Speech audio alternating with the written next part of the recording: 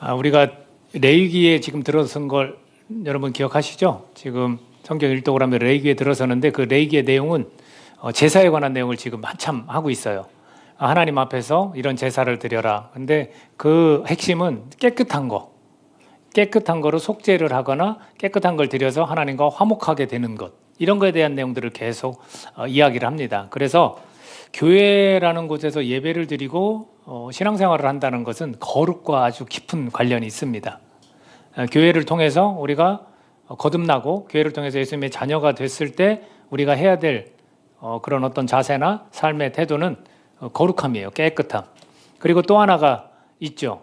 그건 예수님에 관한 이야기가 많이 들려지는 그런 것이 교회에서 신앙생활을 하는 것입니다. 그리고 그것이 교회의 핵심이라 할 수 있습니다.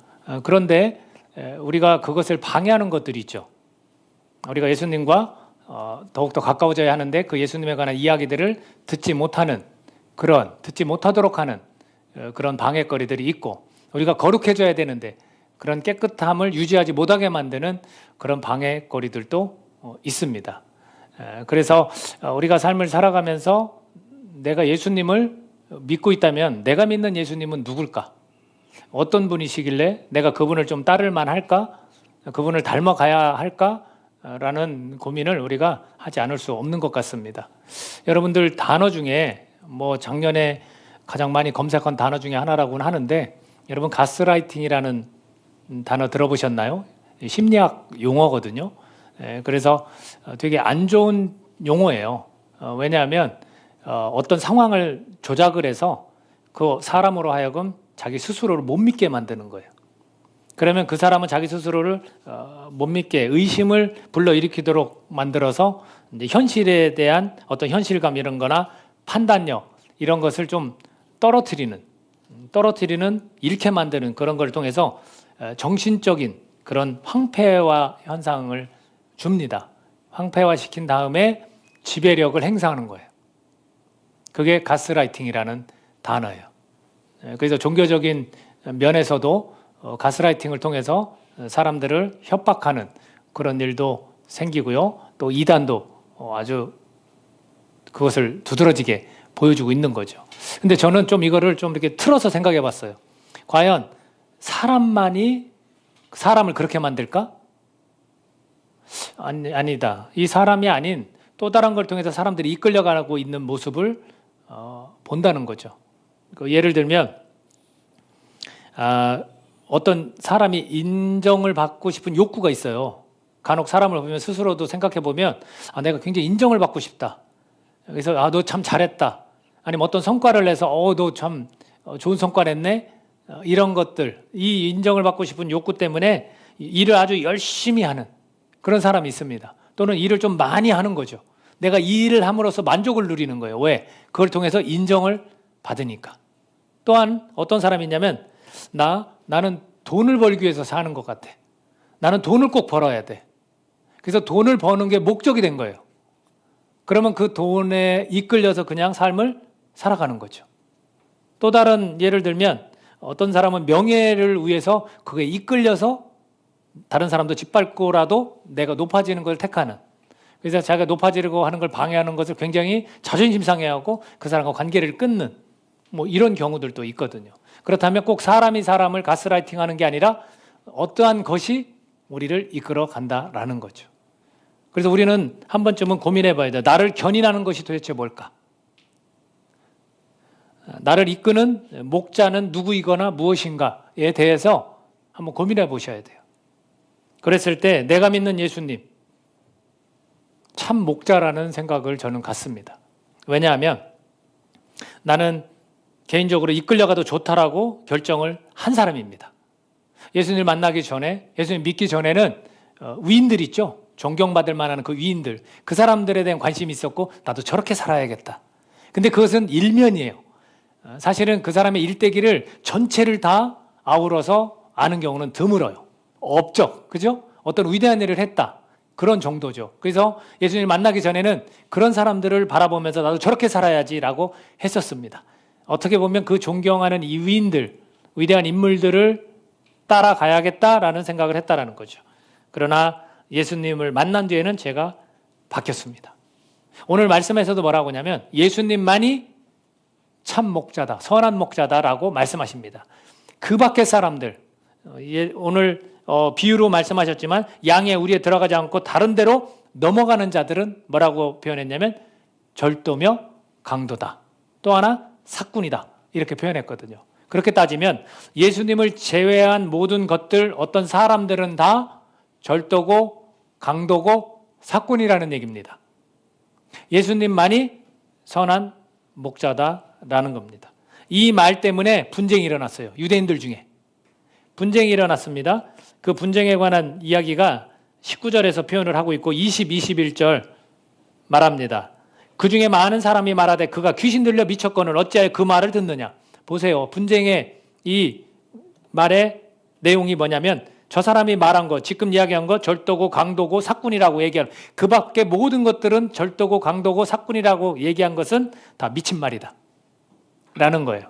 어떻게 저 사람 자기 자신이 선한 목자고 참 목자라고 말하느냐라는 거죠. 그랬더니 21절 같이 읽어볼까요? 21절 시작. 어떤 사람은 말하되 이 말은 귀신 들린 자의 말이 아니라 귀신이 맹인의 눈을 뜨게 할 수 있느냐 하더라. 그러니까 맹인의 눈을 뜨게 했기 때문에 어떻게 귀신이 눈을 멀게 하는 거지? 눈을 뜨게 하느냐, 회복시키느냐, 이 의미가 이제 들어있는 거죠. 이것으로 서로 분쟁을 한다라는 겁니다. 오늘 우리가 이 부분에 관해서 분명히 정할 수 있기를 바랍니다. 그분을 목자로 보지 않는 거예요.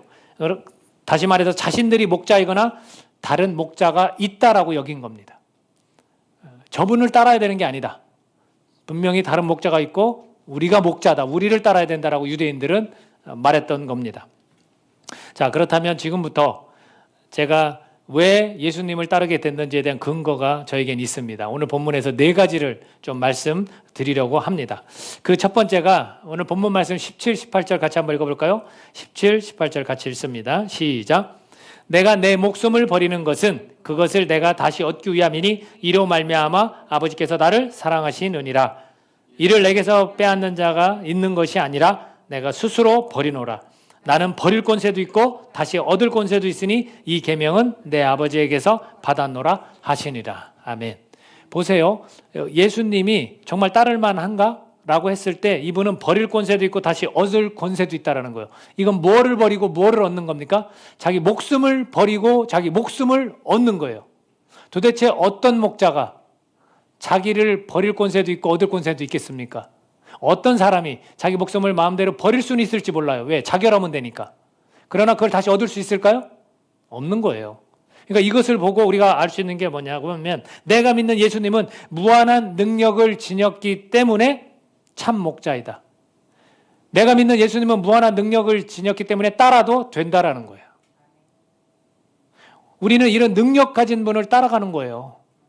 나를 따르라고 했을 때 무능력한 분이 따르라고 한 게 아니에요. 무한한 능력을 가진 분이 나를 따르라라는 거예요. 그분을 따라가면 어떤 일이 생기겠습니까? 그 무한한 능력을 우리에게 부어주신다는 거예요. 우리가 우리 스스로의 힘으로 세상을 살아가기가 얼마나 힘듭니까? 그분이 지닌 그 무한한 능력 가운데 우리에게 조금만 흘려보내주셔도 우리는 그 능력을 힘입어서 이 세상을 살아갈 수 있게 되는 겁니다. 그래서 약한 자를 통해서 주님의 강함이 드러난다 말씀하는 겁니다. 그러니까 우리가 강해질 필요가 없어요. 우리가 강해질수록 우리가 지난 시간에 얘기했지만 자꾸 주님과 줄다리기 하는 것뿐이에요. 우리는 약합니다. 그걸 인정하셔야 돼요. 내가 약하기 때문에 주님의 그 무한한 능력으로 나를 채워주십시오. 그럴 때 그 주님의 능력이 나가는 거예요. 제자들이 안전뱅이를 일으켰을 때 뭐라고 했냐면 왜 우리한테 주목하느냐? 예수 그리스도가 일으킨 거다. 그렇게 우리를 통해서 무한한 능력이 흘러가는 겁니다. 근데 우리는 내가 일으켜야지. 내가 기도하면 저 사람 나을 거야. 어림도 없습니다, 여러분. 그런 사람이 어디 있습니까? 주님은 그렇게 일하시지 않습니다. 우리 연약한 자를 통해서 그 무한한 능력으로 우리가 그분을 따를 때 그분은 우리를 통해서 일하실 것입니다. 그러니 따를 만한 근거가 여기에 있는 겁니다. 무한한 능력을 지니셨기 때문에 내가 믿는 예수님을 따를 수 있다는 거죠. 두 번째는 뭐냐면 그분만이 선한 목자라는 거예요. 우리가 교회 생활을 하면서 어떤 지도자의 말을 들으면서 어떤 메시지를 들으면서 여러분 거기에 빨려 들어가면 안 되는 거예요. 근데 대부분 대화를 할 때 우리 교회 목사님 뭐 말씀 잘 전하신다. 그리고 자기는 그 목사님 거 외에는 잘 안 듣는다. 이런 분들이 간혹 있어요. 그 올바른 걸까요? 제가 볼 땐 건강하지 않은 겁니다. 선한 목자는 예수님밖에 없습니다. 예수님 말씀을 우리가 받아들이면 되는 거예요. 저도 여기에 서서 오늘 김윤호 목사님 막 술술술술 말을 잘하네. 뭔가 있는 거죠, 그냥. 아니면 우리 교회 목사님은 내 이 감정과 내 이성을 잘 이렇게 어루만져 주는 것 같은 메시지야. 그러면 하나님이 저 사람을 통해서 주님의 말씀을 전달하는구나 라고만 여기면 되는 거예요. 근데 그것을 우러러보고 대단하다라고 보면 절대로 안 되는 겁니다.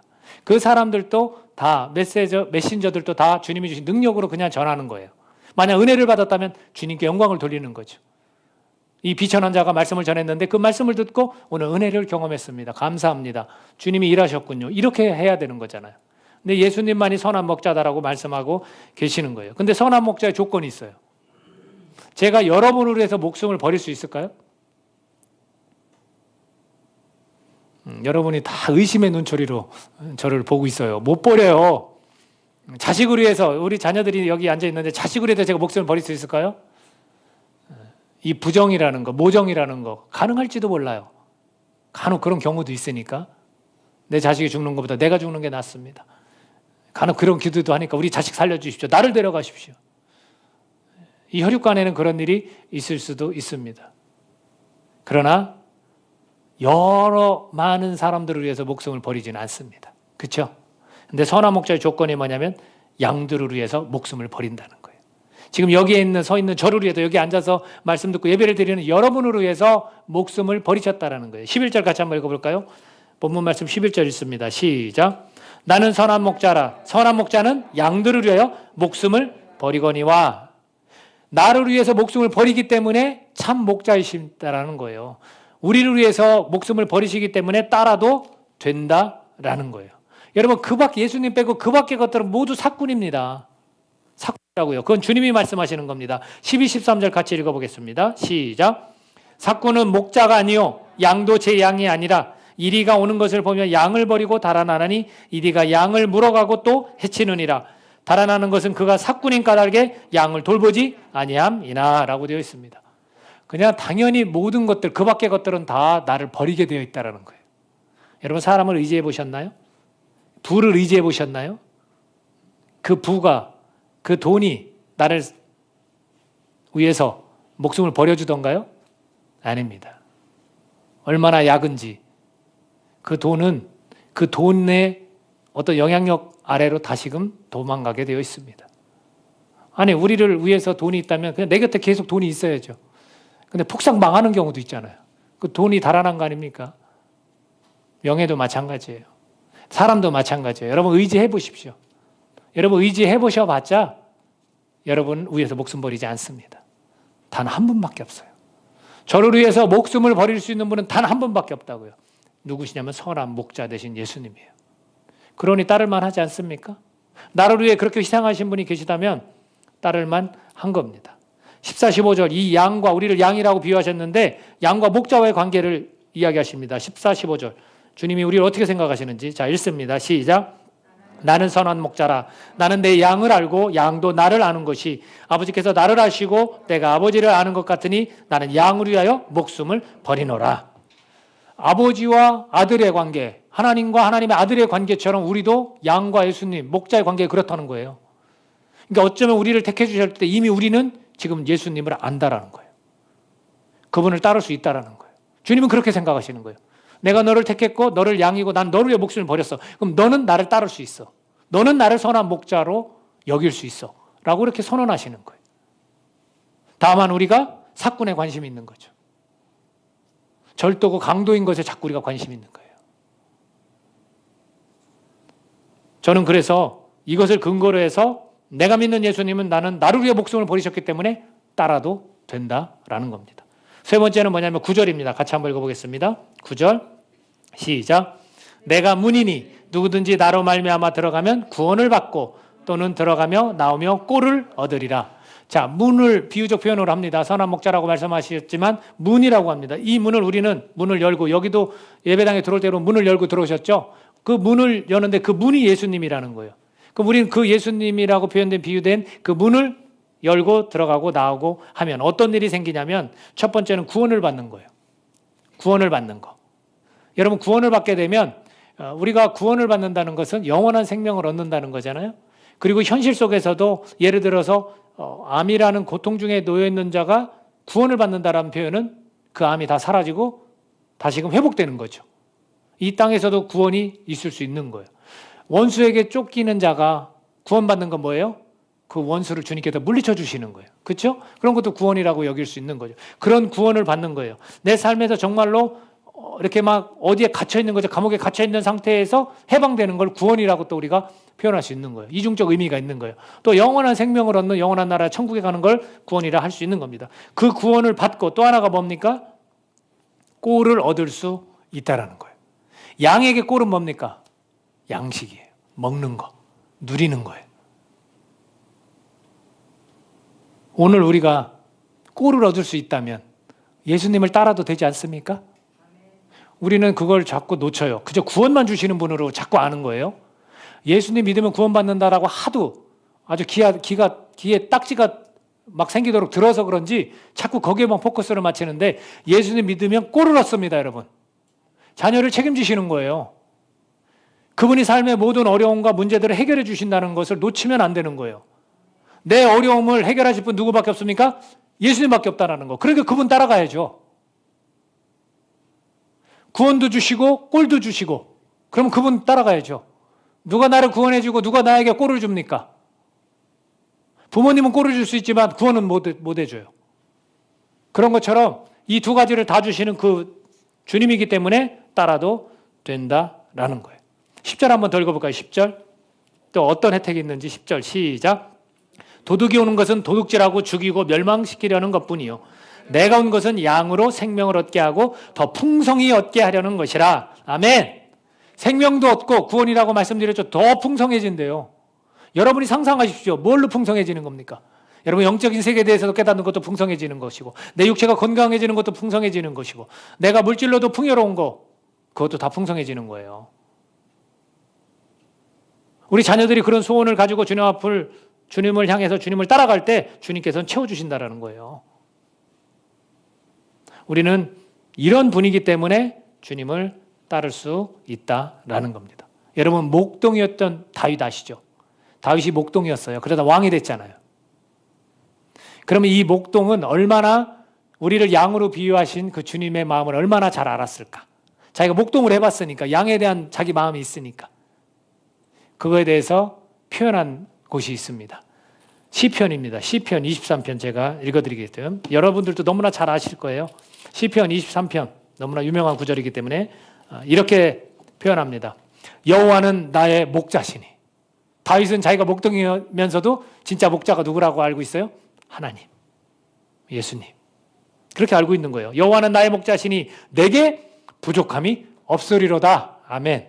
여러분, 부족함이 없어요. 주님을 목자로 삼으면. 그가 나를 푸른 풀밭에 누이시며 쉴 만한 물가로 인도하시는도다. 내 영혼을 소생시키시고 자기 이름을 위하여 의의 길로 인도하시는도다. 하나님이 나를 통해 영광 받으신다는 거예요.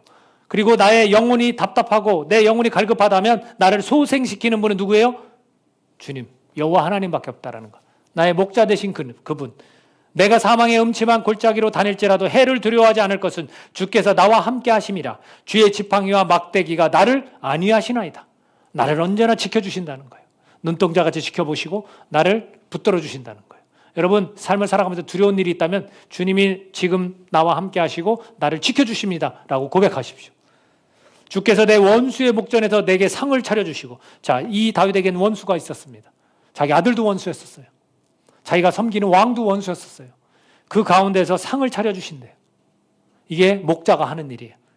기름을 내 머리에 부으셨으니 내 잔이 넘치나이다. 내 평생의 선하심과 인자하심이 반드시 나를 따르리니 내가 여호와의 집에 영원히 살리로다. 아멘. 이렇게 고백했습니다. 목동인 다윗도 왕이 되어서도 역시 하나님을, 여호와 하나님을, 예수님을 참된 목자라고, 선한 목자라고 고백하는 거예요. 저와 여러분이 이런 목자 되신 예수님을 따를 수 있기를 간절히 소원합니다. 끝으로 저는 이 부분이 참 예수님을 따를 만한 이유 중에 가장 좋았습니다. 3절입니다. 3절 같이 한번 읽어볼까요? 본문 말씀 3절. 시작. 문지기는 그를 위하여 문을 열고 양은 그의 음성을 듣나니 그가 자기 양의 이름을 각각 불러 인도하여 내느니라. 아멘. 왜 예수님을 따를 만한 근거가 있는 거냐면 자기 양의 이름을 각각 불러주신대요. 이거 너무나 멋진 말 아닙니까? 수많은 사람들이 있잖아요. 수많은 양떼가 있지만 그 양 하나하나를 다 이름을 불러준대요. 여기 있는 사람 하나하나를 다 예수님이 불러주신대요. 그래서 그 사람 불러서 인도해 낸다라는 거예요. 얼마나 감사합니까? 얼마나 사랑을 느낍니까? 내가 너를 안다. 내가 너를 알아. 내가 너도 알아. 한 사람 한 사람 특별하게 불러주시는 거예요. 그리고 그 사람을 인도해 내신다는 거예요. 얼마나 감사한지 모릅니다. 나를 안다는 거. 여러분, 우리가 힘든 일 있을 때 친구들끼리도 야, 내가 너를 알아. 형제야, 내가 너를 알아. 자매님, 내가 자매님을 압니다. 하면은 위로가 돼야 한대요. 근데 무한한 능력을 가지신 분이, 나를 위해 목숨을 버리신 분이, 나를 구원해 주시고 꼴을 주시는 분이 아무개야, 내가 너를 알아. 다른 사람들은 몰라도 나는 너를 알아. 그랬을 때 우리에게 위로가 되지 않겠습니까? 저는 참 위로가 되더라고요. 10년 된 지금 상황에서 주님께서 이 말씀을 주시는 거예요. 우리가 어떤 육적인 눈으로 볼 때는 10년 정도 목회를 했으면 교회도 어느 정도 좀 규모가 있어지고 좀 이렇게 교회가 좀 이렇게 밖으로도 활동도 좀 뭔가 이렇게 같이 봉사도 좀 하면서 전도해서 사람들도 구원하고 좀 이렇게 약간은 활발하게 이런 일들이 일어나면 얼마나 좋겠습니까? 근데 그렇다면 제가 저를 자책할 이유도 있습니다. 내가 정말로 목회를 잘하고 있는 걸까? 근데 주님께서 윤호야, 내가 너를 알아. 그 말이 저한테는 얼마나 큰 위로가 되는지 모릅니다. 여러분 힘든 일이 있으십니까? 저도 우리 지체들의 삶을 제가 알아요. 근데 제가 아는 것보다 예수님이 여러분 각자를 이름을 불러주신다는 거. 거기에 여러분들 위로를 받으시기 바랍니다. 제 입장을 여러분들이 너무나 잘 아시고 저도 여러분을 너무나 잘 아세요. 이게 작은 교회에 어쩌면 가장 큰 강점일 수도 있어요. 그러나 우리는 거기에 의존하면 안 되고 예수님께서 우리 각각을 이름을 다 아시고 불러주신다는 것. 거기에서 위로받으시기를 바랍니다. 주님께서 책임져 주십니다. 그 끈을 놓지 말자고요. 내가 예수님을 선한 목자로 여기고 따라가지 않아서 그렇지. 절도고 강도고 사꾼인 것에 관심을 가져서 그렇지. 주님은 지금도 나를 불러주시는구나. 주님이 나를 책임져 주신다는 것. 그것을 볼 때 우리는 주님이 그렇게 인도해 주시는 걸 볼 때 우리는 예수님을 선한 목자로 여기며 따를 수 있다라는 거예요.